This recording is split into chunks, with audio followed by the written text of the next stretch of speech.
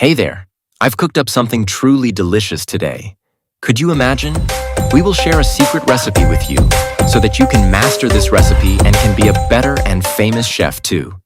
Introducing our special dish of the day, Breadth First Search, BFS. This recipe is powerful and crucial for every coder's skill set. Did you know that tree and graph algorithms dominate in coding interviews and contests? That's why getting a solid grasp of BFS can significantly boost your coding skills to the next level. Today, we're going to master the most popular BFS algorithm. Not only will investigate how it works, but we'll learn 5 different applications of it. By the end, you'll have a rock-solid understanding to tackle BFS problems on trees and graphs. For simplicity, we will divide the video into 2 parts. In the first part, we will just see how BFS works, and we will implement the BFS algorithm at the same time. And in the second part, we will learn 5 must-know BFS applications. Cool. Let's see how the BFS algorithm works first. BFS always travel its all adjacent nodes from the current node. Here, 0 will travel all its adjacent nodes 1, 2, and 3. So we need to keep track of a node and its adjacent nodes. Let's see how we can keep track of a node and its all adjacent nodes. Let's start by exploring the root node, 0. We can see it's linked to nodes 1, 2, and 3. Since these nodes are the direct children of node 0, we'll add them all to the list associated with their parent node 0. Now let's build the adjacency list for node 1. Node 1 is connected to nodes 0, 4, and 5. So we will push 0, 4, and 5 to the list. Making adjacency lists is fun, isn't it? Let's try one more for node 2. It has 2 adjacent nodes. One adjacent node is 6, another one is 0. Now we'll push both 0 and 6 into the 2's adjacency list. In the same way, we'll complete the adjacency lists for all the other nodes in this tree. We have those few edges and we have built this tree using those edges. Cool. What does that 0, 1 mean? That means we have 2 nodes, 0 and 1. Let's say they are N1 and N2. As it's an undirected tree, so N2 is connected with N1. Similarly, N1 is connected with N2. We can call this connected path an edge. To build adjacency lists, we will push all the adjacent nodes to the current parent node. Let's say for this parent node 0, we will push where we have 1, 2, and 3 connected with 0. We have all the edges for the given tree. Let's iterate each edge to get 2 nodes N1 and N2. As it's an undirected tree, both are adjacent to each other, so push N1 to N2, and similarly N2 to N1. Now if we output the adjacency lists, we can see it's exactly the same as what we got earlier in theory. Okay, great. Now another important thing about BFS is it works level-wise. Let's take a look at this example. It will first traverse all the nodes from level 0. Then it traverses all the adjacent nodes of 0, which is level 1. Here it first travels to node 0, then node 1. And after that, node 2 and 3. And then it would move on to the next level 2. It will travel node 4, 5, 6, and 7. How we can achieve this? We will use Q to maintain level-wise traverse. Let's see how. We'll start with node 0 since it's our source node. We'll add the source node to the queue and mark it as visited at the same time. Remember, whenever we add a node to the queue, we'll mark it as visited.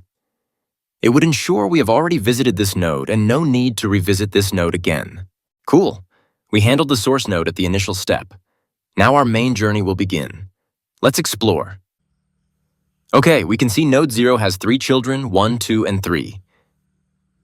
We have added all the related children to the adjacency lists to keep track of the parent and its children. To maintain level-wise traversal. First, remove node 0 from the queue.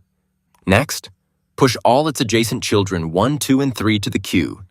And finally, mark them visited. As we push all the adjacent children which are on the same level to the queue, it will ensure level-wise traversal. Since queues process items from the beginning, it will automatically process firstly added children first. All right, we are all done for node 0. Let's mark it with color so that we can understand its finished processing. Now let's take a tour to the next item in the queue. It's node 1. Node 1 has 3 adjacent nodes. 0, 4, and 5. We can see node 0 is visited already, so we won't visit it again. We can visit 4 and 5, which are not visited yet. Cool, now first, remove node 1 from the queue. Next, push its unvisited nodes 4 and 5 to the queue, and finally, mark both of them visited. Great, we've processed node 1, so let's mark it as completed. Next, we'll pick the top item from the queue, which is node 2. Node 2 has 2 adjacent nodes, 0 and 6. We can see node 0 is visited, but 6 is still unvisited. Since node 0 has already been visited, we won't visit it again. However, as node 6 is unvisited, we can proceed to visit node 6. Awesome. Now let's do our main operation. First, remove node 2 from the queue. Next, push 6 to the queue, and finally, mark it as visited. Since we have processed node 2, we can mark it as completed. Then take the top item from the queue, which is node 3. Node 3 has 2 adjacent nodes, 0 and 7. We can see node 7 is not visited yet. As 7 is not visited, we can visit it. As we visited node 0 earlier, we can't visit it now. Now first, remove node 3 from the queue. Next, push its unvisited node 7 to the queue. And finally, mark node 7 as visited. We processed node 3. Let's mark it as completed. Next top item in the queue is node 4. It has only one visited node, which is node 1. We can't visit it. Node 4 doesn't have any adjacent nodes to add in the queue. There is nothing to process for node 4, so we can remove it from the queue. Cool. As we've processed node 4, we can mark it as completed. What is the next top item in the queue? It is node 5. Let's explore all of its adjacent nodes. Again, there is no unvisited node for 5. As its adjacent node 1 was visited previously, we won't do anything to this node as usual.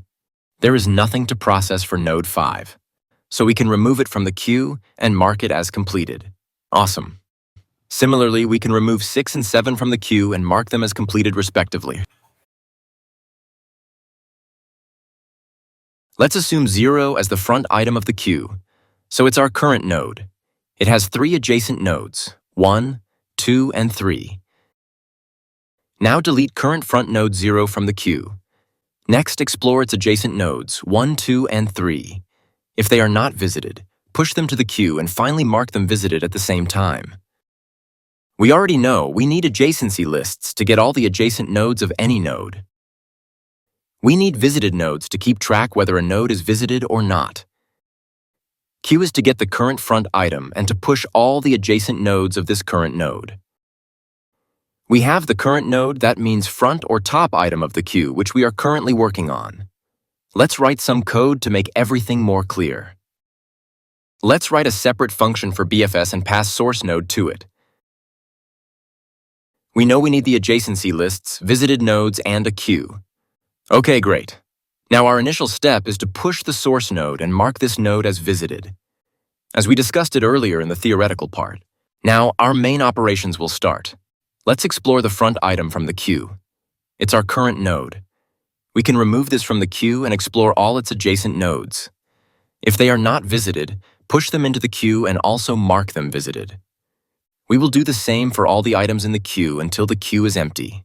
Awesome. Now run the code and see the output. It's exactly what we expected. If we swap these two nodes, will the traverse order be the same? Let's see. If we swap their position, they will change their position. 2 will be in 3's position and 3 will be at 2's place. So BFS will process 3 first, and then it will process 2. Remember, though traverse order may change, it would maintain level-wise traversal. It would process level 1 first, then level 2. Okay, let's swap the positions of 3 and 2 in code. We can simply turn 3 into 2 and 2 into 3. Cool, we can run the code and see the output now. We can see it processed 3 first, and then it processed 2. As 3 is processed first, its children would also process first, then 2's children. Amazing. Hey, fellow coders. Today, we explored how BFS traverses through trees and graphs, and I hope you found it as exciting as I did. In the next video, we'll dive into the various applications of BFS, so stay tuned for more coding recipes that will sharpen your skills. Remember, Mastering coding and excelling in algorithms and data structures is all about practice and dedication.